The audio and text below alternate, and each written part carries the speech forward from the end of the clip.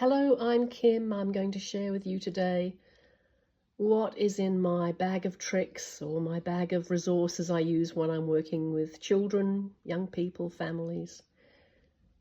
I won't go into great detail because I do training on this, Playful Therapy, we call it.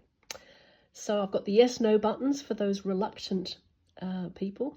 Looks like you might have been dragged here today. You don't have to talk. Is that true? You were brought here against your will. 100% yes! And so on. Always got some things like the cat's cradle. It's lovely to be able to make what they call the Sydney Harbour Bridge, which can be used as a metaphor for a fishing net to catch hold of difficult stories and so on. And lots of little plastic animals which can represent the dynamics at play in the playground or at home. So, you know, it seems that the tiger is the top dog here, so to speak, and little penguin wouldn't stand a chance. You know, how will the penguin survive? Got a lovely story how I helped a little 3-year-old make sense of mum and dad separating through that story. It's in my book, A Counselor's Companion. So the babushka dolls are great. Make sure you've got something that would appeal to the male clients. And again, working with the babushka doll, you'd say, well, what's in the babushka doll? Have you heard of that before? And say, look, inside you, when you were only 1 or 2, there's a little child still inside you. Let's see if we can find the little one inside this babushka doll. Especially when you're approaching work where there's been a trauma at an earlier age, it can help to use these things as a metaphor. Great to have some kind of timing device. So what if we stop after 25 minutes and see how we're going, get the child to set the timer, or have a sand timer, things that intrigue the child or young person.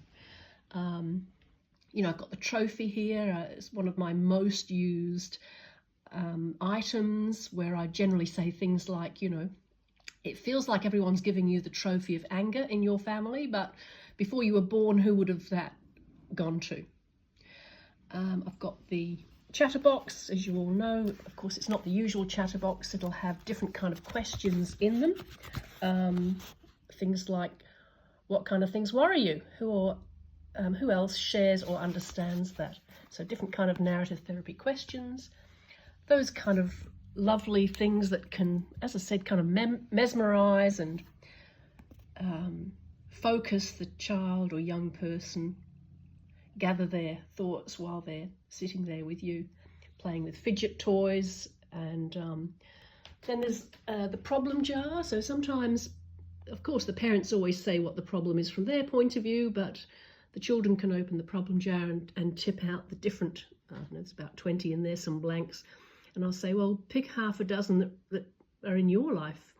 And inside there's a piece of paper and it's scaled from small, medium to large. And of course, if a problem they've got isn't there, I say, well, let's add it. Here's a blank one. What should we write on it? And of course, there's the solution jar, which is empty, which is a bit of a joke because we have to create our own way forward. This is a lovely game called Snappy Dog. Again, I won't go into details, but each dog in the picture has an emotion. And of course, when you play and it's a snap, then you name the emotion and when you last felt that as well. The innovative resources, strength cards and the bear cards are very useful. The bear cards are good because they don't have any words and it's all the body language. Only 7% of our language and communication is words, so bear cards are great. Usually have some kind of crystals. The magic wands, it's quite interesting. We used to think that people wanted a magic wand and a magic solution. They wanted us to fix problems. So I say, well, you're lucky because I've got a couple of magic wands. Sadly, I've lost the USBs. So we move playfully into our work, and you can create your own things. Like on the other side of sadness is anger, and these are just talking points. On the other side of wobbly is feeling safe.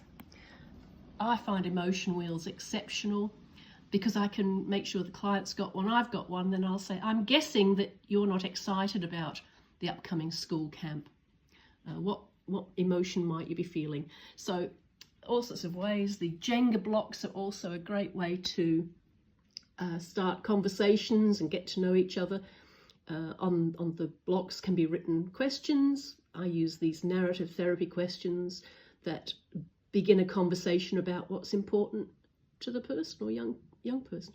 So, you know, what skill are you trying to master? What do you think a team needs to be successful? And sometimes there's just a word on the back. You know, tell me a time you were grumpy. And of course, in Jenga, we both have a turn, so the children get to see us pitch into. Always lots of stickers. Stickers are great, can complement a child who doesn't feel confident about expressing themselves with pencils and texters. Definitely always have a balloon. Very often I finish sessions with balloon volleyball. What colour would you like? Do you want to blow it up? Shall I blow it up? And I find that playing charades at the end of a session is also good because we're up and active, like the balloon volleyball, charades and things like that at the end are very helpful.